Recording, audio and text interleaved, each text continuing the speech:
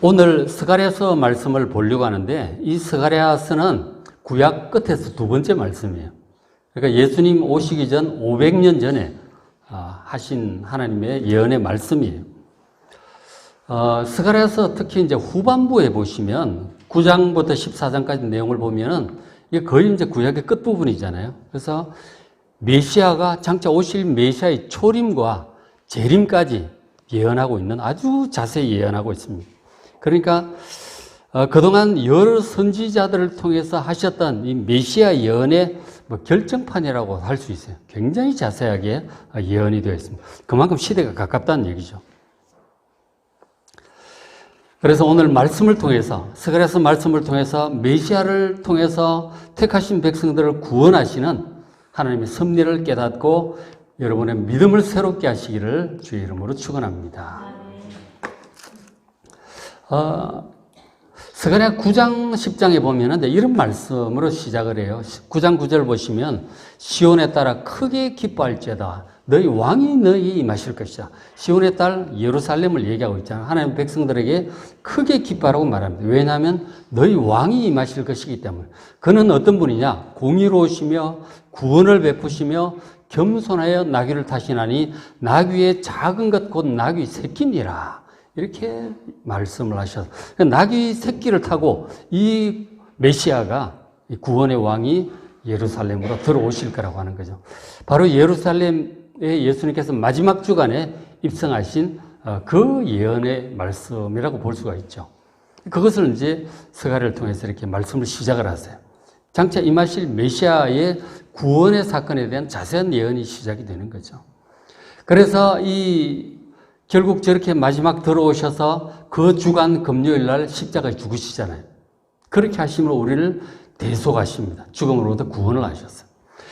그리고 부활 승천하심으로 구원을 이루셨는데 그 구원을 통해서 10절에 메시아가 이방 사람에게 화평을 전할 것이다. 당시 구원이 이스라엘에만 있는 줄 알았는데 이방 나라에도 이 구원이 퍼져나갈 거라고 하는 거죠. 그 메시아를 통해서.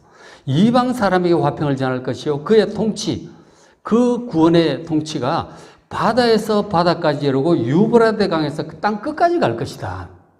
메시아의 구원이 땅 끝까지 갈 것이라고 그렇게 예언을 하신 거죠. 스가랴를 통해서 말씀을 하신 거예요. 결국 저 말씀대로 이루어졌죠. 그죠? 저 말씀이 바로 이 스가랴 9장에 나오는 그런 말씀이에요. 스가랴 9장 10장에 관해서 좀 더 자세한 내용이 유튜브에 이미 있으니까 한번 찾아보시길 바랍니다. 여러분 이제 교회 홈페이지 가시면은 그 분홍색 동그라미 있잖아요. 그걸 눌러보시면은 재생 목록이 나와요. 거기 보시면은 성경 순서대로 분류를 쭉 다 해놨어요. 소선지서 안에 스가랴 이제 9장 10장이 있으니까 찾아서 꼭 한번 보시길 바랍니다. 성경을 읽다가 이렇게 막히는 부분이 있으면 이해가 잘 안 되고 은혜가 안 되고 재미가 없고 어려운 부분이 나오면 꼭 그렇게 찾아보시면 이제 거의 올라가 있어요. 그 코로나 시작해서 한 3년 동안 열심히 했더니 거의 한 80%는 이제 거의 다 올라갔어요. 이제 내년 조금만 더 하면은 다 할 수 있을 것 같아요. 어쨌든 필요한 부분을 좀 잘 찾아보시길 바랍니다. 그렇게 하시라고 열심히 이제 해서 이렇게 올렸어요. 자, 그래서 오늘은 이제 9장 10장 그 앞부분 보시고 11장 12장 오늘 보려고 합니다. 자, 11장 1절 이렇게 시작을 해요. 레바논은 내 문을 열고 불이 네 백향목을 사르게 하라. 이것은 지금 레바논 백향목으로 이제 원래 잘 짓고 번성했던 이스라엘 예루살렘을 가리키고 있어요. 그리고 3절 목자들의 곡하는 소리가 난다 하는 거죠. 목자들이 양을 치는데 양들이 다 이제 나가 죽고 이렇게 되는 거예요. 그러니까 곡하는 소리가 나는 거죠.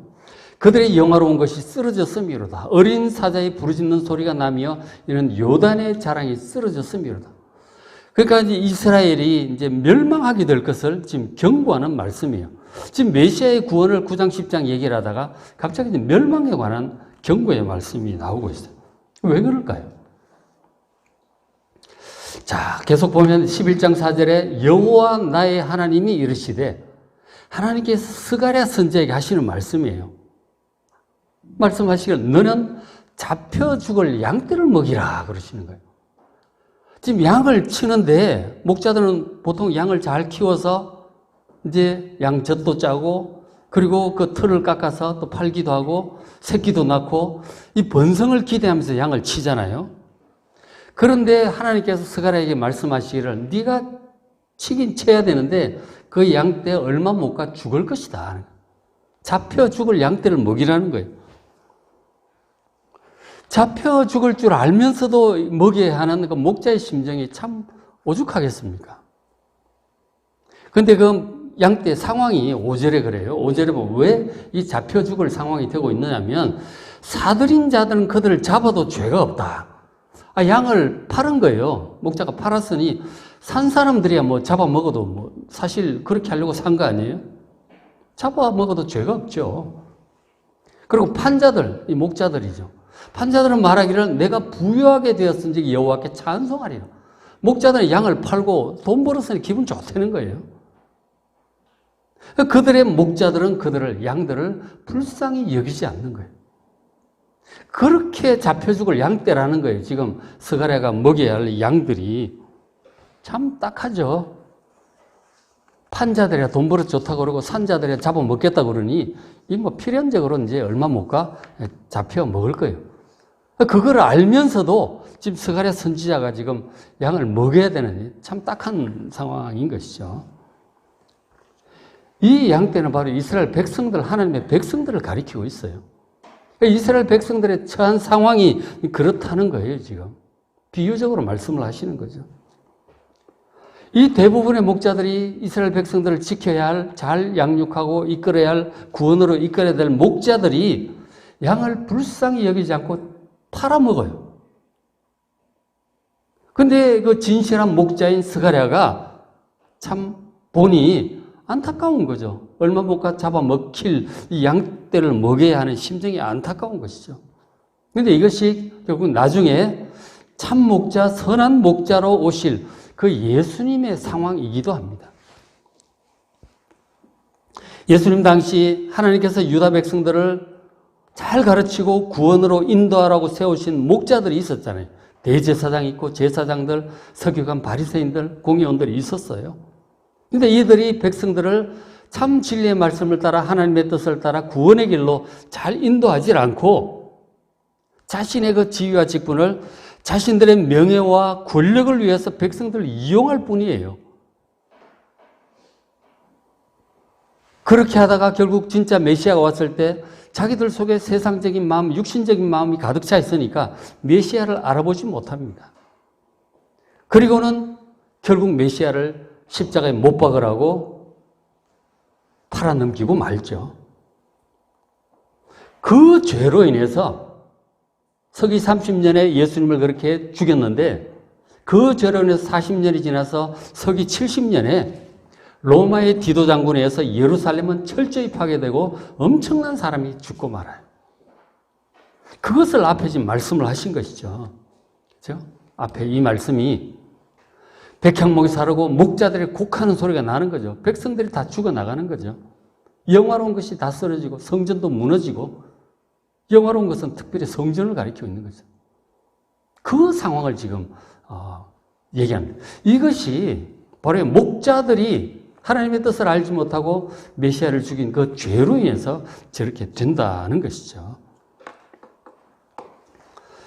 그래서 11장 7절에 이 스가랴가 말을 합니다. 내가 잡혀 죽을 양떼를 먹이니 참으로 가련한 양들이라.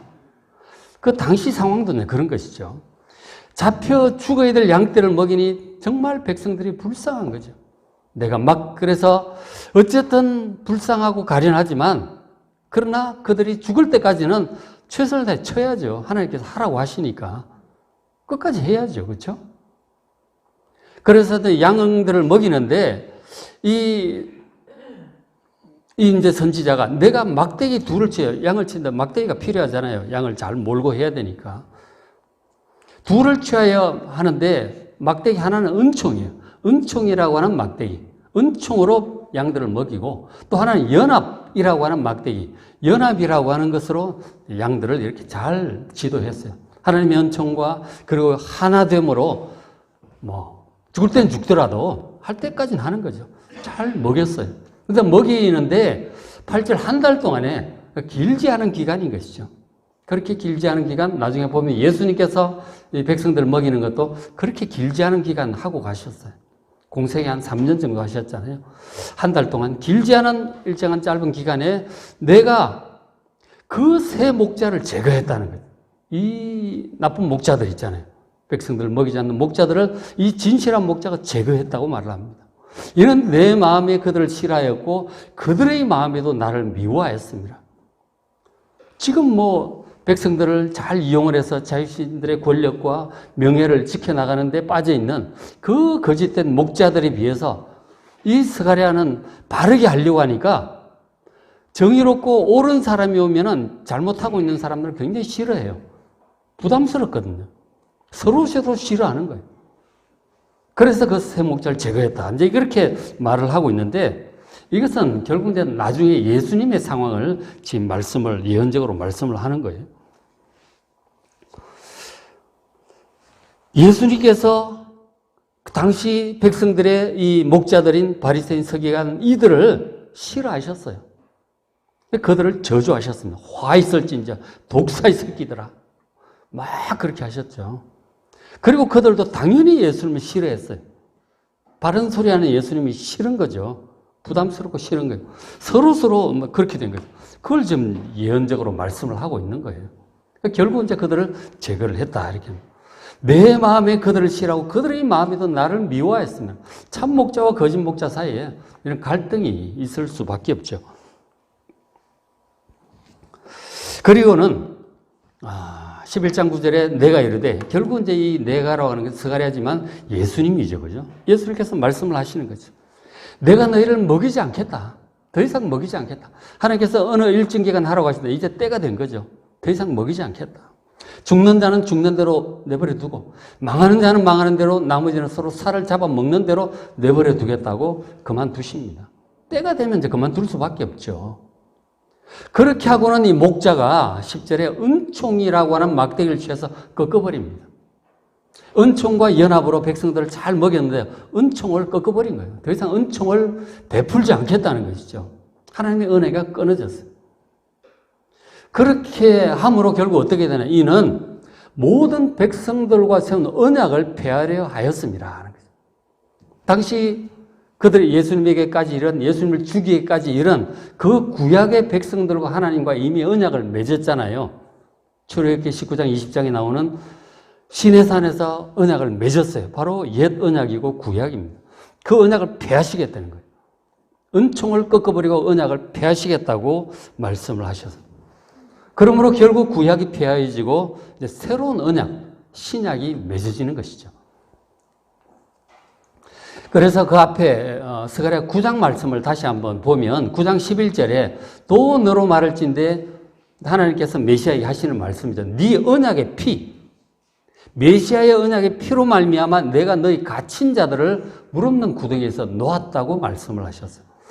메시아의 언약의 피로 인해서 백성들이 죄와 사망의 구덩이로부터 놓여날 것임을 말씀을 하신 것이죠.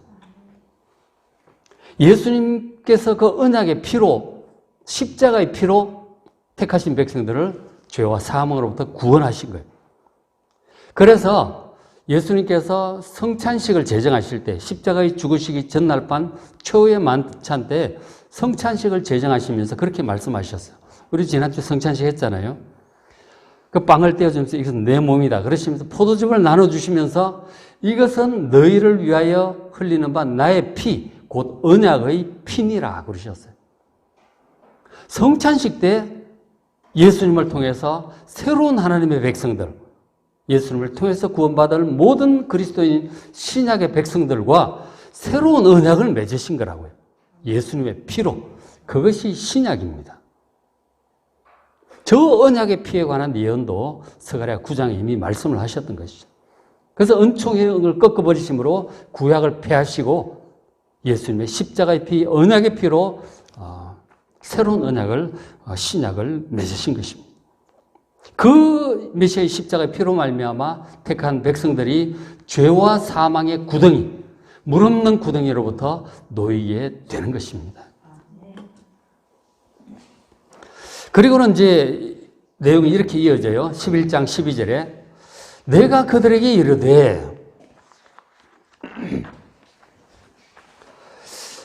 너희가 좋게 여기거든 내 품삯을 내게 주고 그렇지 않거든 그만둬라 그렇게 얘기를 합니다. 그러니까 이 백성들을 이제 그동안 인도했잖아요. 일정 기간 이제 그렇게 길진 않지만 일정 기간 인도했던 이 참 선지자인 스가랴 선지자 그리고 더 나아가서 선한 목자로서 백성들을 먹이신 그 예수님은 수고의 품삯을 받아야 돼요. 그렇죠? 누구든지 수고하면 품삯을 받아야 되는 거예요. 그래서 품삯을 달라고 얘기를 하는 거죠. 양을 쳤으니 품삯을 달라고 얘기를 합니다. 근데 안 주려거든 관두고 너희들이 가치가 있다고 여기진 품삯을 달라고 얘기를 한 거죠. 그랬더니 그들이 품삯을 달아주는데 곧 은 30개를 달아서 내 품삯을 삼은지라 하는 거죠.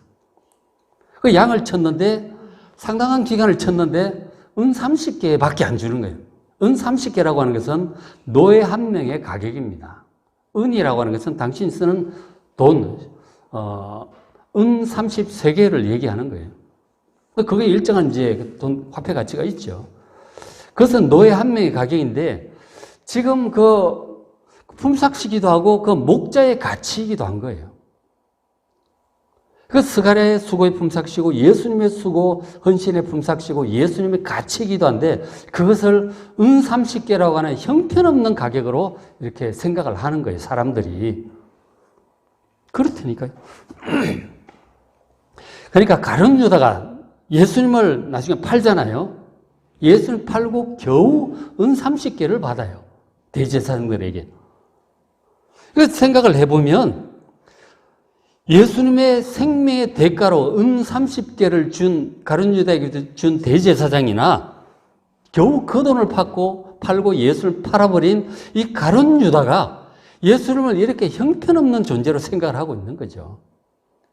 예수님의 그 무한한 가치, 정말 상상도 못할 무한한 가치를 알지 못하니까 겨우 은 30개 팔아버린다니까, 예수님을. 예수님의 가치를 알지 못하는 사람은 결국 이렇게 돼요.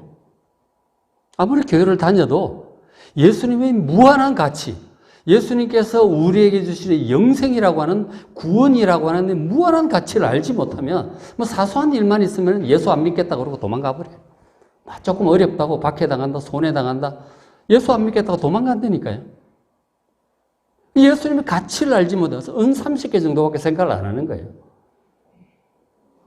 여러분, 예수님의 무한한 가치를 아시고 세상에 예수님보다 귀한 분이 없음을 믿으시기 바랍니다.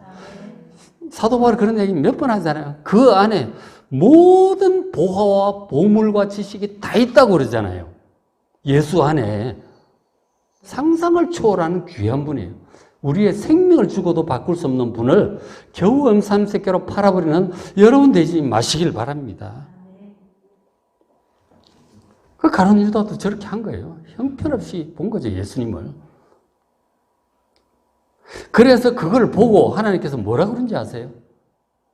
13절에 여호와께서 내게 이르시되, 일단 스가랴 선지자에게 하신 말씀이죠. 그리고 예수님에게 하신, 일단 스가랴에서 하신 말씀인데, 내게 이르시되 그들이 나를 헤아린다. 목자의 가치를 헤아렸는데 그 삭슬, 그 형편없이 평가한 그 삭, 그 받지도 마라. 토기장에 던져버려라. 그렇게 해서 내가, 이 스가랴가 은 30개, 받은 은 30개를 여호와의 전에서 토기장에게 던져버렸다고 합니다. 필요 없다. 그렇게 던져버렸어요. 던져버렸는데 결국 나중에 어떻게 됐느냐면 예수님을 팔아버리고 은 30개를 가룟 유다가 받았잖아요. 그거 받은 다음에 결국 예수님께서 십자가에 못 박혀 죽는 것을 봅니다. 자기 때문에. 그러고는 후회가 되는 거죠. 정말 예수님 얼마나 좋은 분이었는데 예수님 가치는 알지 못했을지라도 인간적인 가치는 드는 거죠. 선생님을 내가 참 배신하고 저렇게 비참하게 죽게 만들다니 정말 후회가 되는 거예요. 그래가지고 이 돈 못 쓰겠다 이렇게 된 거예요. 그 은 30개를 들고 성전에 가가지고 대제사장에게 도로 줘버렸어요. 못 받겠다. 그랬더니 대제사장들이 그걸 받아가지고 그걸 어떻게 했느냐면 이 돈은 피값이다 이게. 죽은 사람 피값이니 성전고에 다시 넣을 수 없다. 어떻게 할까 하다가 이 돈을 나그네 묘지를 삼아야 되겠다. 그렇게 생각을 해가지고 그 나그네 묘지 주인을 알아보니까 토기장이에요. 그 토기장이한테 가서 은 30개 주고 그 밭을 사가지고 나그네 묘지를 삼았다고 복음서는 기록하고 있어요. 그 여호와의 전에 가가지고 던져버렸더니 그게 토기장에게 그 돈이 간 거예요. 기가 막힌 예언 아니에요? 스가랴에게 하신 이 말씀이 500년 지나서 문자 그대로 이루어졌다니까요.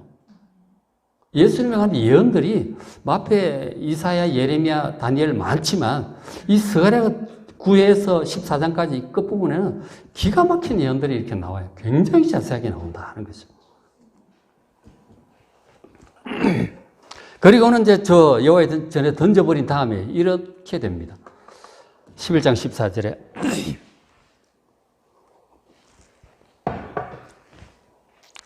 내가 또 연합이라고 하는 둘째 막대기에서 꺾어버려요. 목자가 치고 있던 이제 필요 없잖아, 그죠? 양들 다 잡혀죽게 되고.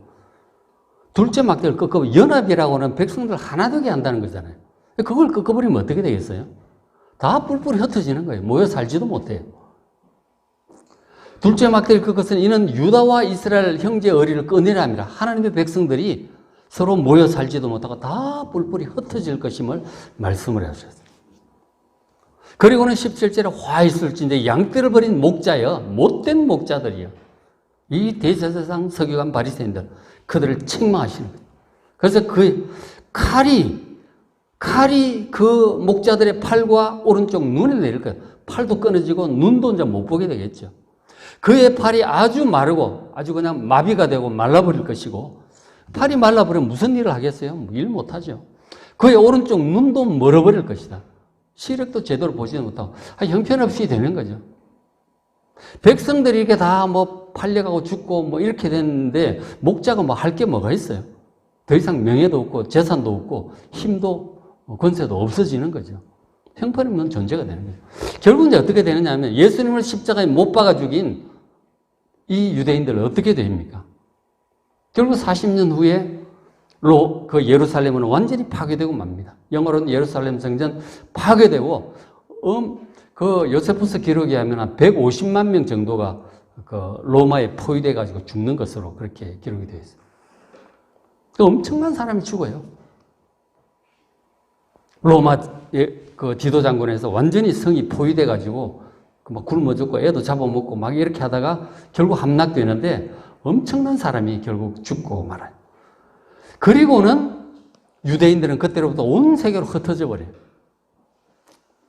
온 세계로 흩어지는 거예요. 그래가지고 뭐 일부는 저 아프리카 쪽으로, 이집트 쪽으로 해가지고 저렇게 가고, 일부는 이제 그 동유럽 쪽으로 올라가는 거예요. 올라가가지고 이제 유대인들이 여기저기 흩어졌는데 그때부터 2000년을 유랑을 하게 돼요. 그게 하나님께서 연합이라고 하는 둘째 막대를 꺾어버렸기 때문에 그런 거예요.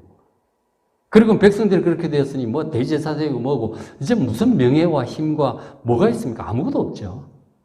그렇게 돼버리고 만 거예요. 예수님을 죽인 자들이 저렇게 되고 말았다니까요. 자, 그들에 대해 죄악에 대한 하나님의 심판이 어떤 것이죠?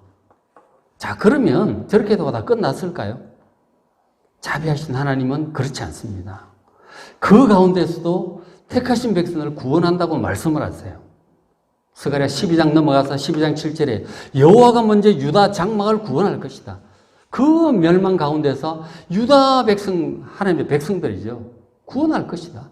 이는 다윗의 집 영광, 이 왕의 가문이잖아요. 그리고 예루살렘 주민의 영광, 수도 예루살렘 아니에요.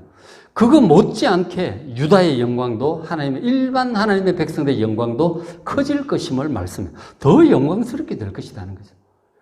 나중 영광이 이전 영광보다 더 크게 될 것이라는 거죠. 그리고 더 나아가 8절에 그날에, 이 그날이라고 하는 단어가 스가랴 12장에 여러 번 나와요. 이 그날은 종말론적인 구원의 날이에요. 그 메시아를 통한 구원의 날을 지금 가리키고 있는 것이죠. 그날엔 메시아를 통한 구원이 임할 때 여호와가 예루살렘 주민을 보호할 것이다. 하나님께서 하나님의 백성들을 보호하셔서 그 중에 약한 자가 그날엔 다윗과 될 것이다. 새롭게 이제 구원을 받을 때는 그 약한 자도 다윗처럼 강성해질 것이다. 그리고 다윗 족속 왕의 가문은 하나님 같고 하나님처럼 될 거라는 거죠. 그리고 무리 앞에 있는 여호와의 사자, 천사들처럼 될 것이다. 그러니까 전부 다 올라가는 거죠.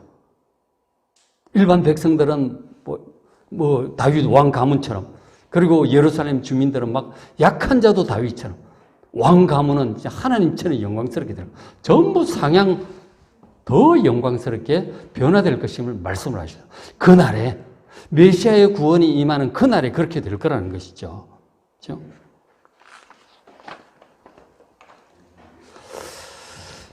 자, 그래서 여기 말씀하는 유다 장막, 다윗의 집 예루살렘 주민은 예수님을 통해서 새롭게 구원받을 모든 새로운 하나님의 백성, 그리스도인들, 신약의 백성들을 비유적으로 가리키고 있음을 우리가 알 수 있게 되는 것이죠. 그날이라고 하는 것과 앞뒤 내용 속에서 예수님의 십자가 구원을 통해서 새롭게 구원받을 사람들이죠. 그 앞에 구약의 백성들은 언약도 폐하고 다 멸망했잖아요. 그 지도자도 보잘것없는 존재들이 되고 말았어요. 그리고 그 다음 상황이잖아요. 메시아를 통해 구원이 임할 때 더 영광스럽게 이 하나님의 백성들, 새로운 신약의 백성들이 더 영광스럽게 될 것임을 말씀을 하신 것이죠. 그렇죠? 자, 그리고 이제 계속 말씀합니다. 12장 10절에 내가 하나님께서 다윗의 집과 예루살렘 주민에게 은총과 간구하는 심령을 부어줄 것이라고 하셨어요. 이 내적인 은혜죠. 은총과 간구하는 심령을 부어주실 거예요. 그래서 그들이 그 찌른 바 그를 바라보고 그를 위해 애통하게 될 것이다. 그들이 찔렀어요. 그들이 찔렀는데 찔른 그 사람을 보게 될 것이다 하는 거죠. 그리고는 그 사람 때문에 온 예루살렘 주민들이 애통하게 될 것이다. 회개하고 후회하게 될 것임을 말씀을 하는 것이죠. 어떻게 애통을 해요? 독자를 위하여 애통하듯이. 독자 죽으면 얼마나 애통이 심하겠어요? 진짜 마음 밑바닥으로부터, 창자 밑바닥으로부터 올라오는 애통과 회개를 하게 될 것임을 말씀을 하시죠. 그러니까 이 백성들이 그 메시아를 찔러 죽이고 그 다음에 회개하게 될 것임을, 후회하고 회개하게 될 것임을 예언을 한 것이죠. 저게 무슨 예언일 것 같습니까? 이 구절을 성경 나중에 보면은 요한복음과 사도행전에서 이렇게 말씀을 해요. 위에 요한복음 19장 37절 보면 예수님을 옆구리 창을 찌르잖아요. 그러고 나서 이 말씀을 기록을 하고 있어요. 그러니까 또 다른 성경에 그들이 그 찌른 자를 보리라 하였다는 거죠. 저 다른 성경이 바로 스가랴서예요. 스가랴 12장에 있는 그 예언의 말씀인 거죠. 그죠? 그들이 그 찌른 바 그를 바라볼 것이라고 하는 그 말씀이에요. 그래서 예수님을 그 찌르는 장면을 보고 그 구절을 떠올린 거예요. 성령께서 떠올리게 하신 거죠. 바로 예수님의 십자가 가시에 찔리고 손과 발에 못에 찔리잖아요. 그럼 나중에 창으로 옆구리도 찔립니다. 피와 물을 다 썼죠. 그 찌른 자를 그들이 이제 보게 된 것이죠. 그리고 예수님, 그렇게 그들이 십자가에 못 박으라고 한 다음에 죽으셨단 말이에요. 3일 만에 부활하셨죠. 40일 계시다가 승천하셨어요. 승천하신 열흘 후에 성령께서 처음으로 강림하셨죠. 그게 오순절이에요. 오순절 성령 강림하시니까 막 제자들이 모여서 기도하다가 방언으로 찬양하고 막 난리가 나니까 오순절 절기를 지키는 사람들 주변에 막 모여든 거죠. 나가서 베드로가 설명을 한 거죠. 이것은 요해를 통해서 성령을 주시겠다고 하는 그 일이라. 그러면서 이런 얘기를 하는 거예요. 이 사도행전 2장 36절 베드로가 하는 얘기예요. 너희가 십자가에 못 박은 이 예수, 그들이 찔렀단 말이에요. 그 예수를 하나님이 주와 그리스도가 되게 하셨느니라. 지워주세요.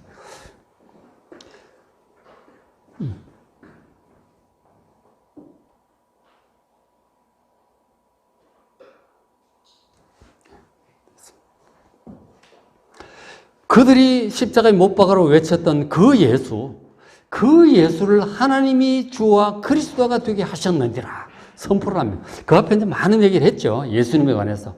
많은 얘기를 하고 결정적으로 이 말씀을 한 거죠. 너희가 십자가에 못 박은 그 예수, 찔러 죽인 그 예수, 그 예수를 하나님께서 살리시고 부활 성천시키셔서 주와 그리스도가 되게 하셨다. 바로 그 메시아라고 그러죠. 그리스도가 메시아하고 똑같은 말이잖아요. 메시아는 히브리어고 그리스도는 헬라어입니다. 기름 부음 받은 자. 그 예수를 하나님께서 그리스도가 되게 하셨다는 것이죠. 그 얘기를 듣고 나니까 그 말이 백성들 마음에 믿어진 거예요. 사도행전 2장을 1장부터 쭉 1절부터 보셔야 저 무슨 뜻인지 알 수가 있어요. 그게 믿어졌어요. 아, 우리가 하나님의 아들 그리스도를 우리가 죽였구나. 그거를 깨닫게 된 거죠. 모르면 모르지만 자기들이 십자가를 죽이라고 외친 그 사람이 진짜 하나님의 아들이고 그리스도는 사실을 딱 깨닫게 되는 순간 여러분 어떨 것 같습니까? 겁나죠. 그 하나님의 아들을 죽이라고 외친 이 죄를 어떻게 하느냐고. 하늘에서 천벌이 떨어질 것 같아요. 하나님의 아들 죽이라고 외쳤으니 이 어리석은 자기들의 이 안목과 완악한 마음, 이 죄를 어떻게 하겠느냐고. 세상에 이거보다 큰 죄가 어디 있어요? 다 죽었어 이제. 큰일 났어요. 이들이 두려움을 느끼는 거죠. 그리고는 막 다급해가지고 묻습니다. 37절에. 그들이 이 말을 듣고 마음에 찔려. 그 두려움이죠. 죄책감이죠. 그래서 베드로와 다른 사도에게 묻습니다. 형제들아, 우리가 어찌할꼬? 어찌해야 되겠느냐, 이게. 이 용서받을 길이 있을까? 어떻게 용서받을 수 있을까? 그렇게 간곡히 막 쫄아가지고 막 물어보는 거죠. 이런 마음 자체가 뭐냐면 아까 은총과 간구하는 심령을 주시겠다 그랬잖아요. 바로 그 말씀이죠.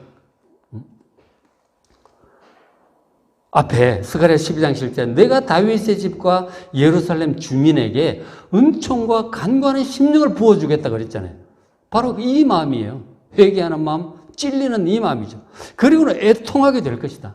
애통하게 되죠. 큰일 났지 이제 뭐.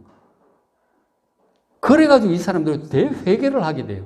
그리고는 그날 어떻게 해야 될지 물으니까 베드로에게 얘기했죠. 주 예수 그리스도의 이름으로 세례를 받으라. 그래야 너희 죄도 용서하시고 게다가 선물로 성령도 주실 것이다. 진짜 복음이죠. 회개하면 용서해 주신다는 거예요. 구원하시고 그리고 성령도 부어주시겠다는 거예요. 세상에 이것보다 좋은 소식이 어디 있어요? 그래서 복음이라고 하는 거예요. 그래가지고 그 모인 수많은 사람들이 회개하고 예수 믿겠다고 결단을 내리고 세례를 받아요. 그날 3,000명이 세례를 받았다니까요. 그 한 번 설교에. 그래서 예루살렘 교회가 시작이 된 거잖아요. 그렇게 된 것입니다. 그러니까 스가랴 12장 그 10절 말씀은 이 사건에 대한 예언이었던 거죠. 예수님을 통한 이 구원이 얼마나 자세히 예언되어 있는지 몰라요. 뭐 놀라울 정도죠. 문자 그대로 예언이 되어 있는 거예요. 자, 이런 스가랴서의 말씀으로 하나님께서 장차 오실 메시아에 대해서 자세히 예언을 해 두셨어요.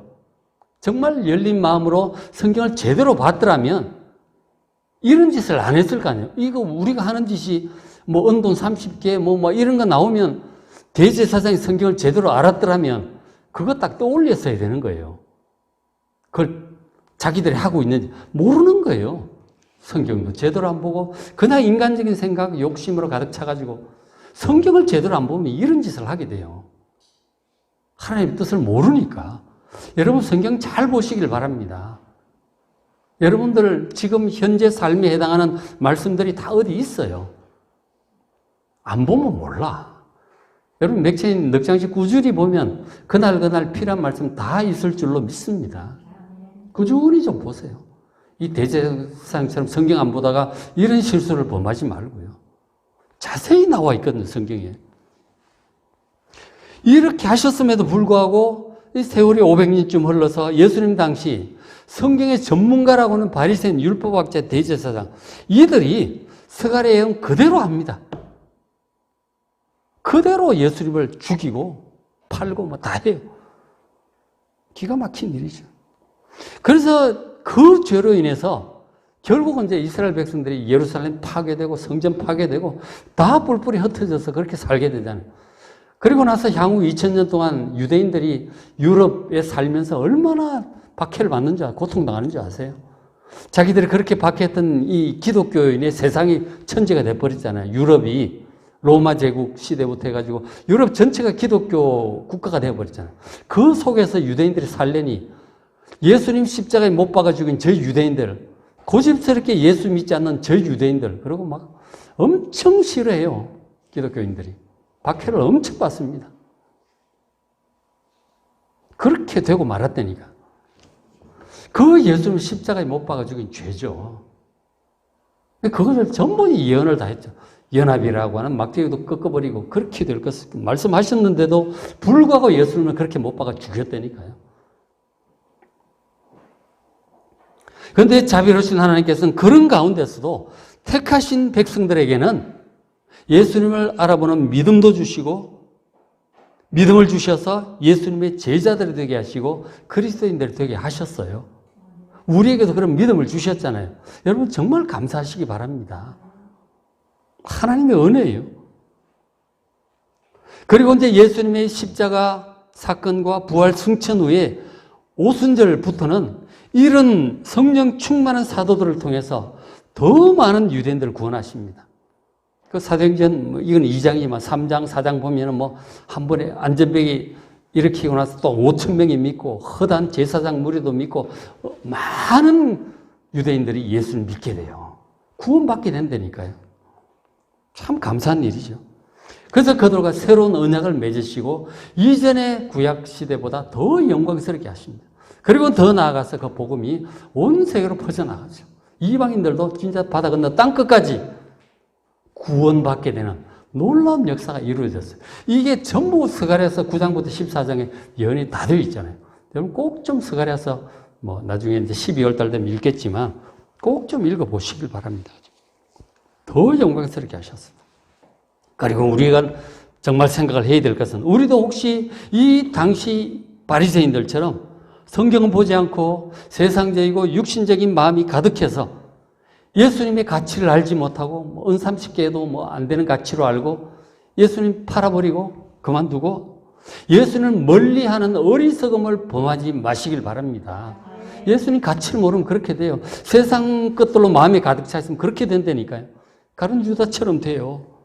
그렇게 하지 마시고 정말 예수님의 제자들처럼 진실하게 예수님을 믿는 여러분 되시기를 주의 이름으로 축원합니다. 기도하겠습니다.